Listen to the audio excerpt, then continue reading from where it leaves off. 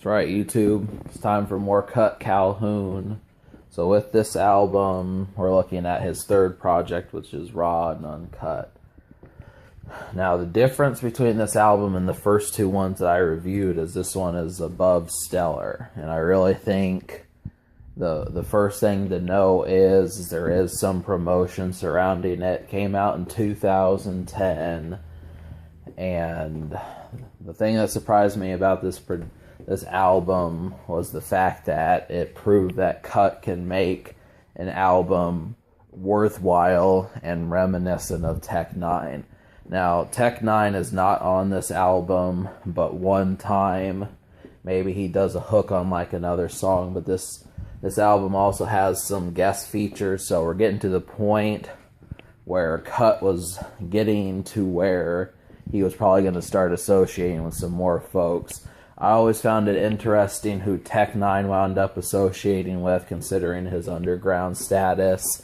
It took him until 2015 to get Eminem on a song, but he had collaborated with Lil Wayne and Kendrick Lamar and E40 prior to that. So it was really just recently. But Kutt Calhoun kind of got some mid, kind of in between underground people. E40 is on here, Brother Lynch Hung is on here, Too Short is on here, and N9 and Chris Calico are on here. There's some label mates of N9's label that are on here, Stevie Stone, a bunch of other cats. So yeah, this is definitely as high fashion as it gets. So I'm kind of glad that he did not, he was not at a plateau or going downhill when this album came out.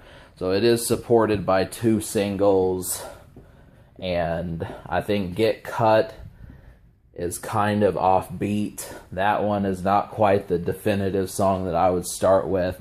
It's good, but I just don't know how mainstream rap, mainstream rap fans are going to adjust to this song. So the one I would go for is Naked. That's the main one. N9 is on this song also to help boost it, and it's a good time. Now, obviously, what happens is the first half of the album does not equal the second half. There's 18 songs minus like one intro. So after the second half of the album, there's probably about 8 or so good songs within that mix, and then in the first half there's about 4. So it goes to show. So I like 12 out of 17. Now,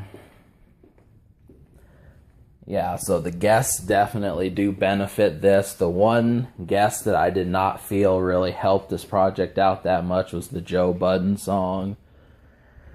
So that's another folk that he messed with and turned out to be about the only one.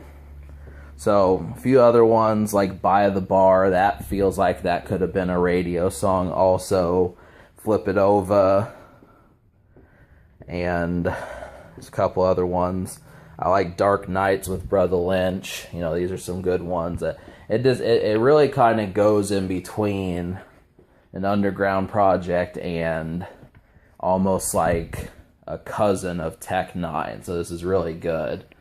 So I'm going to list the 12 songs that are worthwhile to hear. Get Kutt, Naked, Only New, By the Bar, Calm Down, Flip It Over, She Wants Me, Laughing Stock, You Don't Wanna Funk, Dark Nights, Something's Gotta Give, and Calling My Name. Now, most of these should be pretty accessible, but once again, the problem with it is it's hard seeing Kutt Calhoun outshine N9. He's good, he's talented, but I still feel like most folks are going to prefer to listen to N9 over this person. Now, if you do make such a decision, you don't know what you're missing. So I think it would be a mistake to not give this project consideration. And yeah, I mean, he definitely has he's able to do it. It's just a question of how far in N9ne's world people are willing to peer. So obviously, you know, if you like underground rap, this is another bullet point, and this is probably the Kutt Calhoun project to get as far as I've gone to. He has one other album with strange music, which I'm going to get to down the road.